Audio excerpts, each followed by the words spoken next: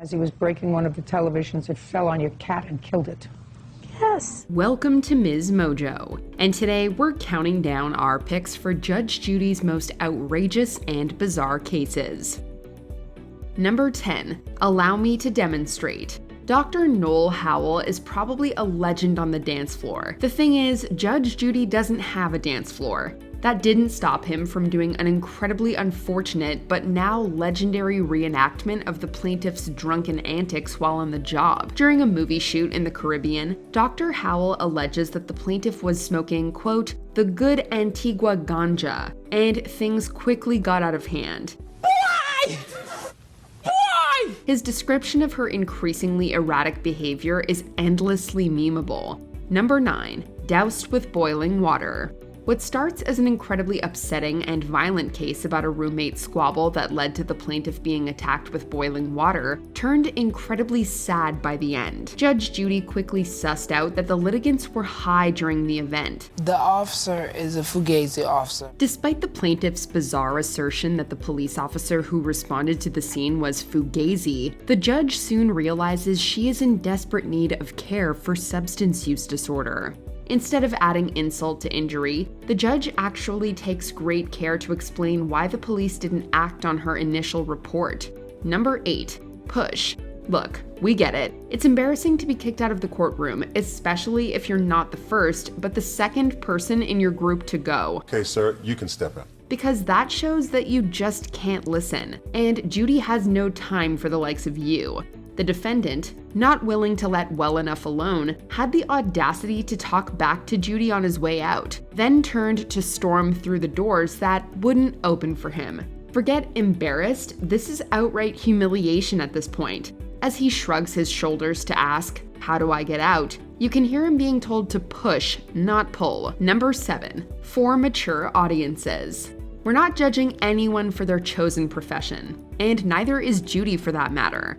You just might have to explain it to her. Such was the case when the plaintiff had to explain her adult novelty party business to Judy, who was able to connect the dots when she told about the lotions and, more specifically, vibrators. This leads to the plaintiff listing off the names of every item that went missing. Then the sex bee-bomb is dropped. One of the items was returned used. Poor Judy. And then the tickle and taste was broke. Number 6. The fake case.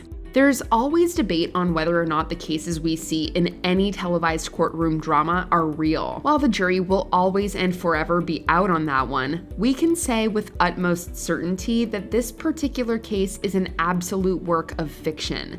In an interview with Vice in 2014, it's revealed that the case about smashed TVs and the tragic death of a cat was made up purely for the settlement money and a free trip to LA. There was no fight and, thankfully, no dead cat. Number 5. Dumb and Dumber. If you're going to say you didn't steal a purse, you might not want to tell a judge what was and what wasn't in the purse you definitely did not steal. As the plaintiff lists the items in the purse in question, one of the accused defendants insists there was no earpiece. If only every case were this easy to prove. There was no earpiece in her mouth. I love it. Before they can even realize what's happened, Judge Judy has ruled against them, and the two have become a laughingstock in front of millions. Number 4. Tupperware attack. Judge Judy always looks like she's seen some things.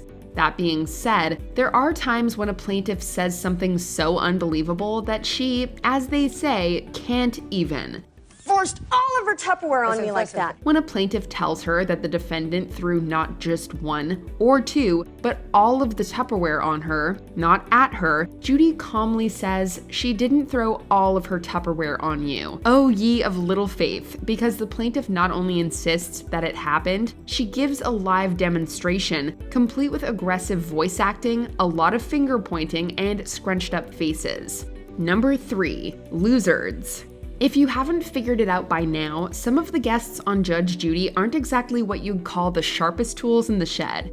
Case in point, when our next defendant came to plead her case over an assault charge, Judge Judy quickly demands to know why they were swearing at the plaintiff. They're losers.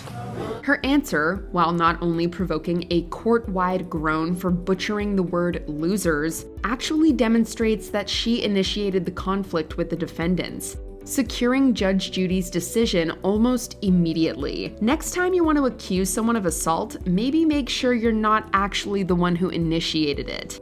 Number 2, venison will get you nowhere. When will people learn that you have to get permission before you take something from someone else, even if you supposedly take it all the time? In yet another case of I'm always able to borrow the thing, 2 sisters find themselves in court over damage done to a car. The defendant got into a wreck with her sister's car, crashing into a deer. But since she takes the car all the time and has helped her sister sometimes, she thinks she should be in the clear. At least she was nice enough to offer some of the deer. Yes, the deer she hit with her sister's car. Yeah, you're still gonna have to pay back that $1,300. Number 1, suing a grieving mother.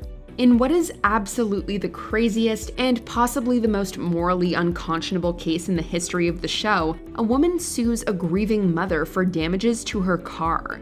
The car was damaged when her son, whom she allowed to drive her car, gave the defendant's daughter the keys to drive it. Defendant Nelda Bailey's daughter was killed in an accident, and now plaintiff Wendy Moore is suing. Moore is so cool about it that it's actually disturbing. She's convinced she's in the right. In fact, she blames the defendant's deceased daughter for the whole thing. You're an idiot.